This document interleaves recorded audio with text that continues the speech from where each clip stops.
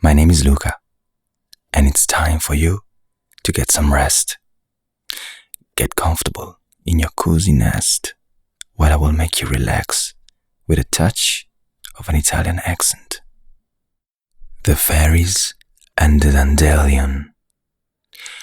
The fairies said that a long time ago the dandelion did not have a yellow blossom or the fluffy white cap it wears after the yellow has been taken off. They tell the story that one night a long time ago, while they were holding one of their revels in a field, sounds of weeping and moaning were heard. The fairy queen stopped the dance and listened.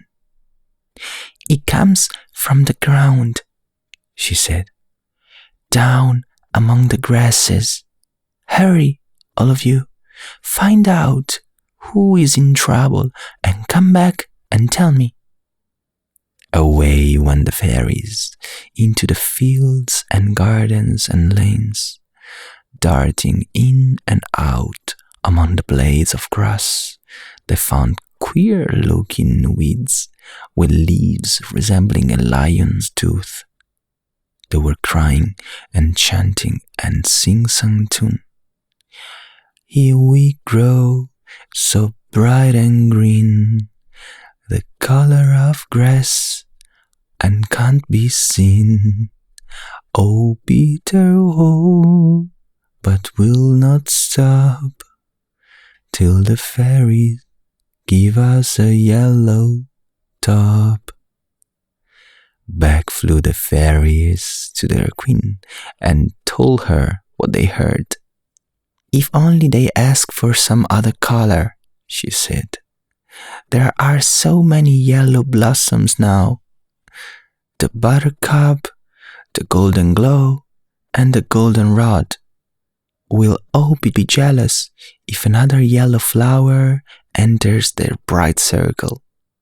Go back and ask them if they will be quiet if we give them a white top." The fairy danced away to the crying dandelions with the queen's message. "The queen will give you a white top," they said. "No, no," they cried. "Yellow is the color we should wear with our green leaves, and it's the color of the sun, and we wish to be as near like him as we can." They all began to cry. "Oh, bitter oh, we will not stop till the fairies give us a yellow top." They made such a noise that the fairies put their fingers in their ears as they flew back to the queen.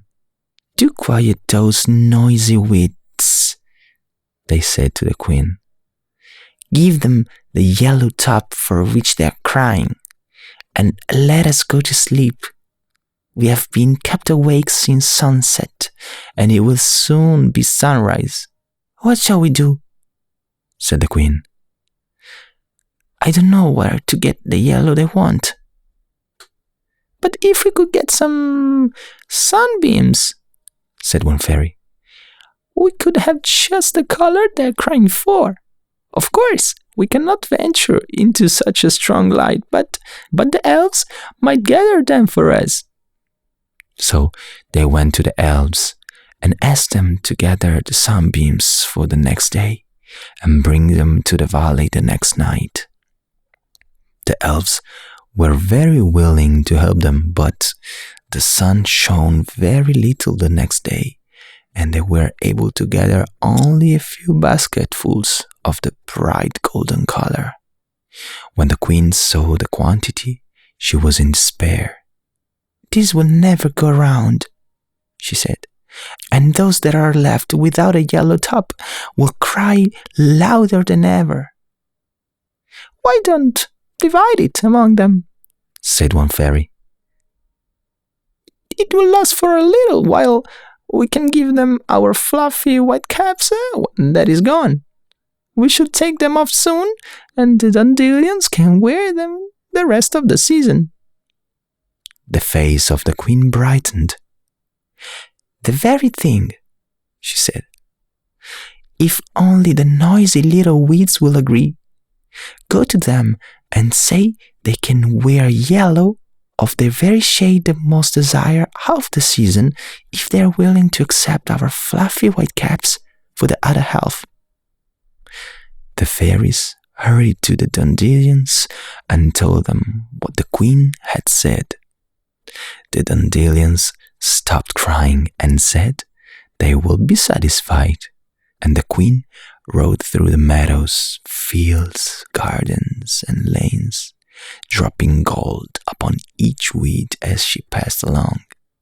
In the morning, when the sun beheld his own bright color looking up at him, he was so surprised that he almost stood still. The fairies kept their promise, and when it was time to take off their fluffy white caps, they went among the dandelions and hung a cap on each stem. The dandelions did not cry again, and the grass sleeps on from sunset to sunrise, undisturbed. And this is the end of the story. Buonanotte.